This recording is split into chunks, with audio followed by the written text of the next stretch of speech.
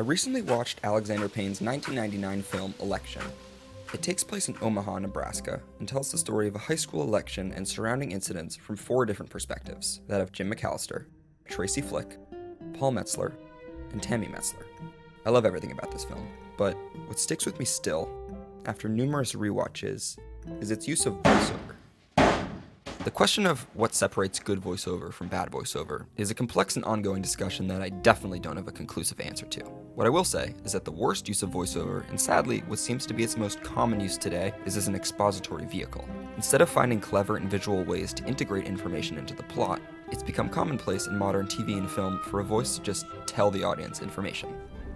My mom has always been steady, solid. She always knows what to do, or at least she used to. Election couldn't be further from that norm. More often than not, the information delivered through voiceover directly contradicts other information that we already know or are simultaneously being told visually. Thank God for Diane. She was my best friend, my source of love and strength. After 9 years of marriage, we were closer than ever. Anything wrong? No. Just, school. Election's voiceover deceives the audience, presenting a completely false and contradictory story to the one being told on screen. But why do this? The answer to that question requires understanding what the film is trying to tell us. Election doesn't have a clear antagonist or protagonist. Most of its characters exist in a sort of ambiguous middle ground. The film is less concerned with labeling anyone as good or bad, and instead focuses on how each character interprets that ambiguity in their own way. Thank you for all your blessings. You've given me so many things, like good health. Election's voiceover involves the audience in that internal process. And what I'm told is a large penis, and I'm very grateful. One thing that's important to note about Election's voiceover is that it's told in the first person. It's hard to remember how the whole thing started. The whole election mess. The characters are recounting the events of their own lives from their own perspectives. The film is adapted from a novel by Tom Perrotta under the same name. In an interview, Alexander Payne and co-writer Jim Taylor discussed their excitement when they initially read Perrotta's book, specifically in regards to how they'd incorporate voiceover. One of the most appealing things about the book was each chapter was written from a character's point of view. But I liked the challenge of doing multiple voiceover. I love voiceover in film. Each character is in charge of telling their own story. This fact is very important to the thematic core of the film, though I'm not going to tell you why until later because I want to boost viewer retention rate. Jim McAllister is a high school civics teacher. In his Criterion commentary on the movie, Alexander Payne said that he did his best to associate the visual motif of circles with Mr. McAllister. I had this idea of associating Jim always with circles, but just the idea of this guy running in circles. He's stuck in a sort of loop.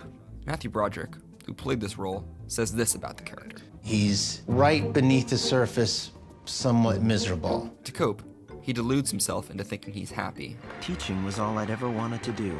and externalizes his self-hatred, specifically onto women. His fragile ego is unable to see Tracy Flick, a promising young woman, rise in the ranks and possibly pass him in the hierarchy, so he intervenes. Who knew how high she would climb in life? How many people would suffer because of her? I had to stop her. Now. At the end of the story, after he's fired from his job and divorced by his wife, Jim McAllister moves to New York City. Through voiceover, he tells the audience that he started fresh, and that the clean break from his old life marks a happy ending for him. For centuries, people have come to New York seeking refuge from their troubled lives. Now, I am one of them. However, the film shows that he has failed to work through his self-hatred and sexist attitudes that caused his previous life to come crashing down, and that the cycle will inevitably repeat. What's the difference between morals and ethics anyway? Anybody? Derek, what's the difference between igneous and sedimentary anyway?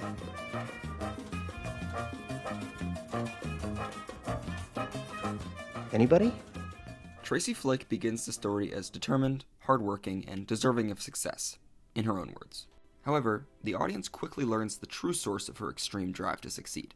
An absent father figure leaves Tracy desperate for affection, and an overbearing mother has raised her in a way that causes her to conflate success and achievement with love. Tracy spends the story chasing the student class presidency, unaware of the fact that what she really craves is human connection. In the end, she wins the election and gets into her dream school, but her yearbook remains unsigned, and she remains alone. The film's ending indicates that Tracy is stuck in a similar cycle to Mr. McAllister, though her voiceover frames the story in a different way. I've come to accept that very few people are truly destined to be special, and we're solo flyers. I guess it really is like Dave said.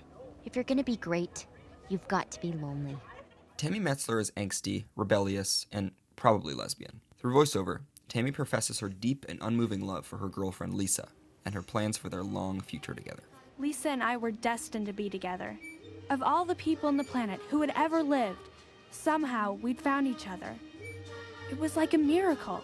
When Lisa leaves Tammy, she's confused and heartbroken. At the end of the film, Tammy enters a new relationship with Jennifer, whom she claims to adore as deeply and eternally as Lisa. Jennifer and I are soulmates, and we're never, ever, ever going to be apart. Tammy believes that her new relationship marks a happy ending, but like the other characters, she's failed to recognize her true internal problem. Tammy still has an obsessive and overwhelming approach to love, and the film infers that the cycle of heartbreak will repeat with Jennifer. Election's voiceover frames the characters' stories as neat, positive change arcs. However, they are false and directly contradict a more depressing reality. Election's cast of characters all fail to change in any meaningful way by closing credits. This contradiction between reality and the character's interpretation of reality is where Election gets at a fundamental element of human nature. No person interprets the world or themselves in a purely objective way. Our upbringing, past experiences, trauma, surrounding culture all warp the glass through which we see. It's easy to acknowledge the existence of the glass, but it's nearly impossible to identify when it's affecting our vision, because it literally always is. Ow! Ow! Jesus!